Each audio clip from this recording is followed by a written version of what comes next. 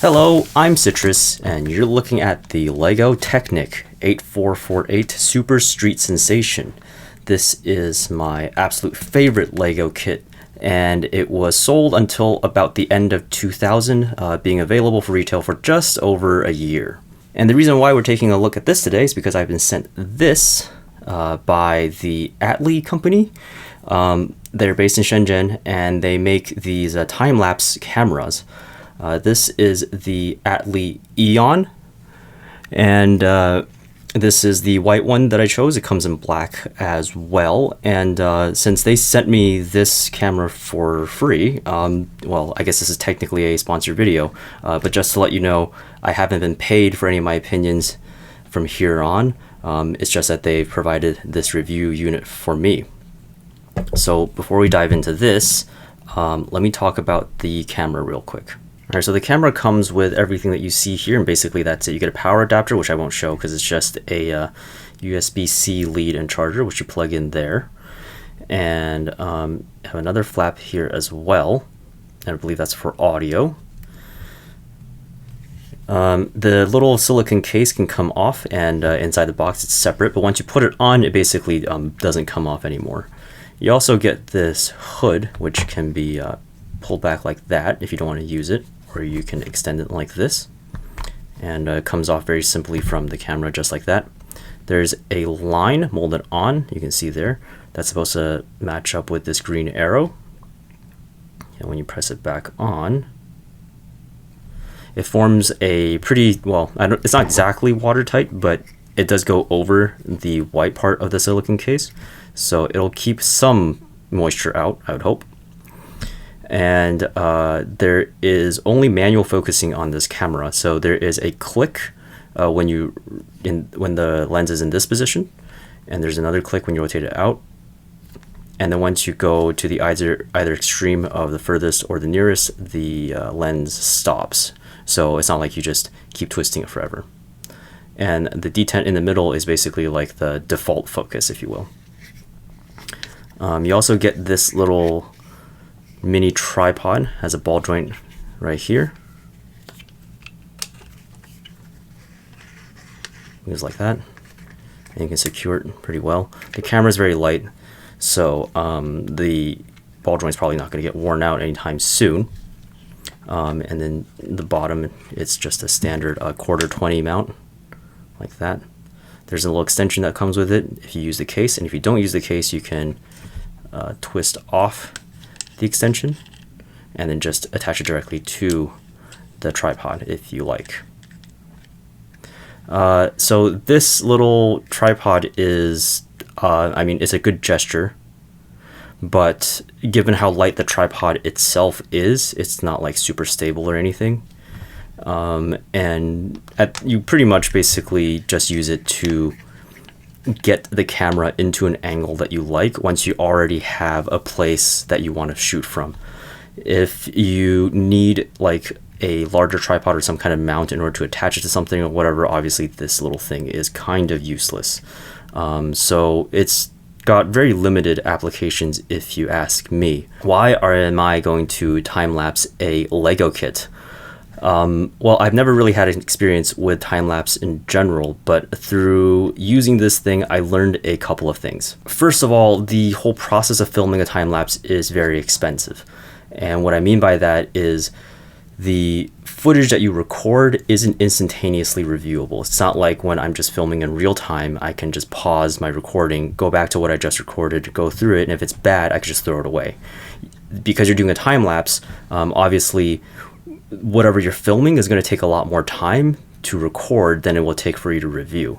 So basically all you can do is just like try to set up the scene correctly, make sure everything's in focus, lighting, etc. But if anything happens in between the time that you start recording time-lapse and you actually finish, and anything weird or whatever messes up the shot, then it's kind of just thrown away.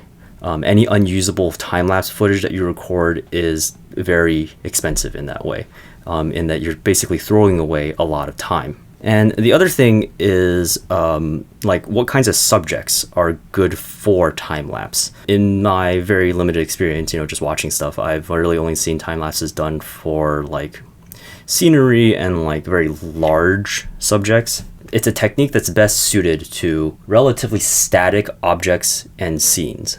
So if you are working on something and that thing itself isn't moving and stays in relatively the same place in frame, then that could be a very satisfying thing to watch time lapse. Anything that you have to pick up and manipulate a lot and you're constantly moving around in the frame is very difficult to watch, very hard to track. I originally planned to do a whole Gundam kit, like open the box, take it out, clip the parts, outpaint it, and do that whole process as a time lapse. But first of all, my own process is very time consuming because I'm just very slow. But in the footage for that, you would just basically see a bunch of small things moving around in my hands, but you wouldn't really be able to like look at the fine progress that I'm making. First of all, because I'm not very good at staying still. And second, the subject is just so small. And small normally wouldn't be a problem, but it is a problem when it's a small thing that's moving around all the time and that this camera has only fixed focus. I don't really know if there is such a thing as auto-focusing time-lapse, but even so, I don't know how it would, like just how logistically it would work out. Some of the test footage I threw away is just pretty much unwatchable. So because of how unsatisfying that was, I figured the next best thing I could do was to do a Lego kit, which is much simpler and can stay still in one place for the whole duration. So as you've seen, and you can probably tell, there is no way to use this device on its own. You have to use it with a tablet or a smartphone of some kind and with the app that is provided for you. Personally, I think this isn't ideal, but I can also understand that there are probably budget reasons why they went with this kind of app control instead of like any kind of onboard control that you might have with like a GoPro or anything like that. The problems are, first of all, if the app is ever delisted, you basically have to hope that somebody has archived the APK somewhere. And second, if the app isn't maintained over time, which, is a problem that anything these days is susceptible to, you have to keep around a device with some legacy version of Android or iOS that will be compatible with the app. And obviously that would probably not be your main personal device because for security reasons, you basically always want to be on the latest version of whatever operating system you're using. If you're a filming professional who has to work with like monitors and stuff all the time, then this is probably not a huge issue. But as an amateur, the use experience is very clumsy. So you have the camera, right, that you have to manipulate in order to get in frame whatever your subject is, make sure it's in focus, etc. But the only way to see what's happening is on the phone. So what I found myself constantly doing is I have to put my phone down, move the camera around however I like into a position that I need, pick up my phone again, check, and then do this back and forth over and over until everything is lined up correctly and in focus. And that's just not an experience that I've ever had using, my smartphone for recording things or any kind of regular camera that has its own viewfinder or anything like that. Considering that this is a device geared towards beginners, it makes the prospect of doing a time lapse really feel kind of tedious and more time consuming than it's probably worth. And considering that time lapses already require a huge commitment to create in the first place, it doesn't help to lower the bar of entry. Okay, so I have the camera turned on now. You can tell by the status LED that is green. When the camera's on and not connected, it is orange. And when it is recording, it turns red. So that's a helpful indicator. And I also have the app open on my phone here. So we just turn it around. You can click to connect. The pairing procedure is pretty simple, nothing too major, just follow the instruction that they gave you and it works okay. And as for app stability, anyway, this is a fairly old device that I have. It's my phone from I think 2016 until about 2018-ish. So it is a little bit long in the tooth, but it still works well otherwise. But it is a good test for stuff like this to see just how demanding like these apps are on memory and stuff like that. Okay, so right now you'll see that the image is upside down because I had it adjusted this way. Originally, the last time I used this to film, it was mounted like this from above. And so you can reorient the image in the app settings. So right here you can see the in landscape mode, there is a button there. Tap that and you can change the orientation of the image. So now it's right side up. And you can see that the image refresh rate is not the quickest.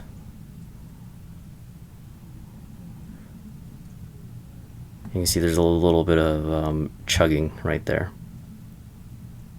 So the device is directly connected by Wi-Fi to my phone right now. So this isn't like due to like my router or local internet or anything like that. So yeah, latency is a little bit challenging, especially when you're doing stuff like trying to focus. The delay means that you have to focus very slowly because otherwise you might like be in focus, but then but you might still keep going and then go past that. And then by the time you notice it on the screen, you might have already overshot. So just go slowly whenever you're making any kinds of adjustments. And see, like it takes a second if it stays still for a while. You can also switch the camera into a photo or video mode. So in the photo mode, you can see the latency is basically still the same, and at this point it's not doing anything other than just taking one picture at a time if you want to take a picture. And then if you go to video mode, you'll see that the response time improves slightly. Although I'm not sure if you can tell on the screen through my recording of another phone's screen, but the image quality degrades significantly. This is definitely not a camera you would want to use to record any kind of video with. I'm going to record now. So I'm going to cut in the audio here at this point from the ATLI, and you can hear what the audio quality is like, which is not very good, but I'm sure that no one would have expected this to be particularly stellar at picking up audio anyway. So that little confirmation of ending recording is pretty neat. Make sure that you don't accidentally end recording, especially on a time lapse, which is very nice. And when you do want to film a time lapse, you can start here and set either by the interval that you want to shoot at, and then you can stop it manually, or you can also have it go for a certain amount of time. So that is pretty cool. In my tests so far, as long as the camera doesn't die from running out of juice or whatever, it's been really good at like not failing in the middle of recording. So that's pretty cool.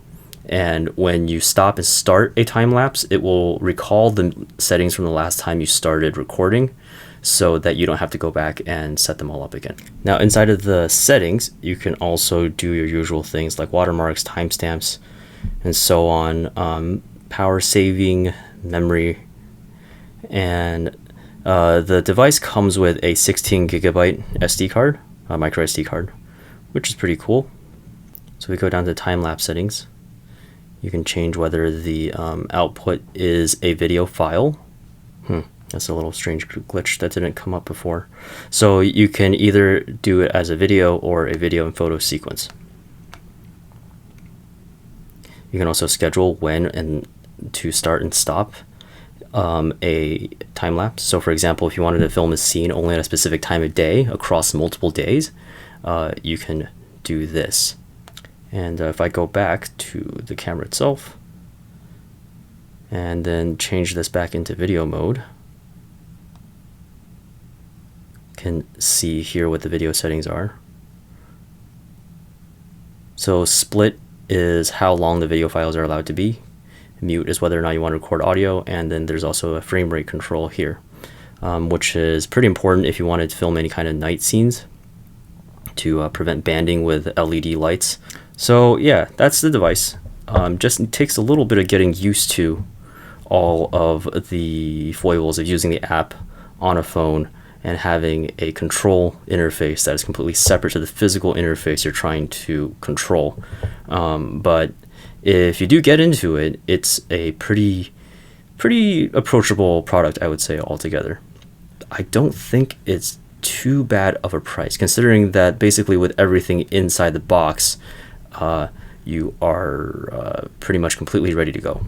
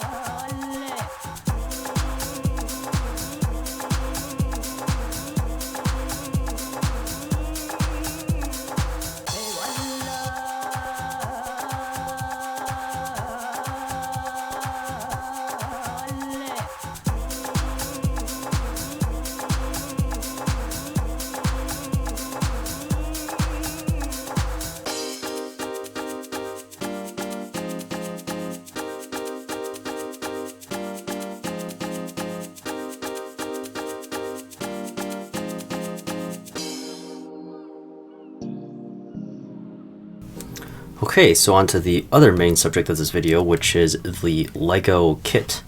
You can see it here in, I guess you can say, the coupe mode. One of the nice things about this is it comes with this massive idea book, and you can see here in the convertible mode, it comes with instructions for two forms of the car.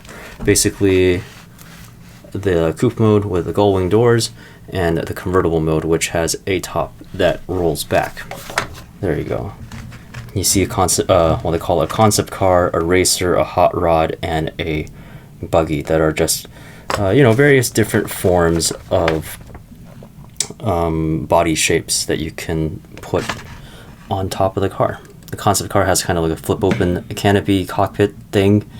The racer has I think it's a flip open trunk engine cover or whatever. The hot rod has a dumping bed, and the buggy also has a kind of flip open canopy thing going on. The other designs are a little bit less complex, and they don't show you all of the steps for building them. But anybody who builds Gunpla and Lego should probably know that Lego instructions are generally very, very, very generous with the number of steps that they show you. So the manual not showing you all of the steps to build a particular thing shouldn't be too big of a challenge. in that you should be able to figure out how to put on the rest pretty easily once they tell you, well, so to build the hot rod, they basically get you to this far, and then that's it. You should figure out how to put on the bodywork on your own. And for the sake of expediency, I'm obviously not going to go through all 6 forms of the car, so I'm just going to show off the coupe mode, which is my favorite. And obviously the big gimmick is it has gull wing doors. There is it's a gas cylinder with a spring in it, so when you push the lever, the door opens. And both sides are like that. So turn it around. It does the same. The rear hatch can also open, and thanks to a little sliding mechanism on the side here like this, the hatch stays open. There's no floor, and you can see the rear differential right there. And you can also see a gear right in the front there that doesn't look like it's doing anything, but it actually does do something. The engine in the front can also be removed as one piece, and well, you can either display it out of the car or also put it in the back, as I'll demonstrate. So take off the stoppers and just slide it right out like this. And if we turn the car around,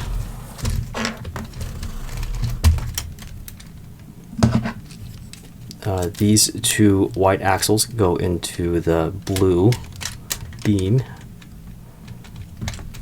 right behind the transmission there. And the front just slides up like that. And you can take the blockers again and just plug them in like so. And now it's rear engine. Everything else is fairly standard fare, I would say. You can see as I'm turning the fan there, the cylinders move. You have 4-wheel suspension. That's the front and the back. There's no hand of God steering like there is in some other Technic cars, and that's where you would have a knob basically somewhere on the roof that goes all the way down and connects to a shaft that would then also turn a gear on the rack. And the other thing that is like the big party trick of this kit is the 5-speed transmission. So it has 5 forward gears and 1 reverse gear. Now a lot of people, they prefer the, I think it's like the 8880 supercar a lot more because it has like symmetric 4-wheel drive and it has 4-wheel steering and everything as well. I don't know, it's like, it is mechanically very interesting, but like aesthetically I do think the Super Street Sensation is a lot prettier. This is like my favorite phase of Technic design, where everything sort of has like a skeletal structure still, but not everything is just a bunch of studs anymore. And it doesn't go as far as like modern cars where they try to use panels to cover up everything, but then in so doing really reveal the limits of Lego and how it can't do quite a lot of the subtle curves on real cars. Back to the transmission. So there is a way to attach a electric motor to the drivetrain, I guess, yeah. That will show off the transmission very well, and I'm going to do just that. So here you can see that I have a 9-volt battery box. This is ancient and I have no idea where it's from or even what stickers this kit came from, but I have one. And I have a 9-volt battery, which I hope is still good. And I also have the motor right here. And you can slide it in here. And just make sure it meshes, and there it is. And I will take my extremely dangerous old cable, plug it in, and hopefully it still works. Okay, so the car is basically in neutral, but I think one of the dogs are dragging or something. But anyway, so this is a dog leg gearbox, so reverse is all the way to the left and up. So first is that here. I'm going to shift into second.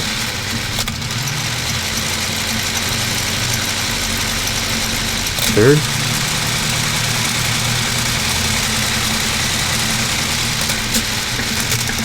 4.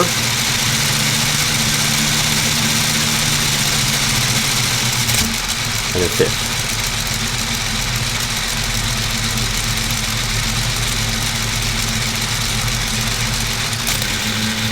And then that's back in neutral again. And then that's reverse.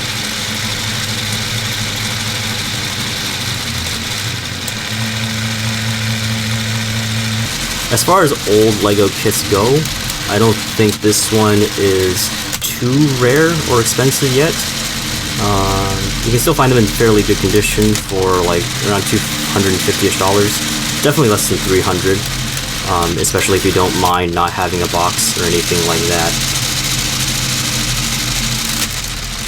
Compared to like more recent supercars, like the Porsche or the Lamborghini or anything like that, this is certainly cheaper than those. And although you could say it's uglier, I do think that is subjective. So yeah, it's just a little piece of my childhood, I suppose. I really, really like this kit, and I hope you enjoy taking a look at it today as well. So thank you for watching, and I'll see you next time.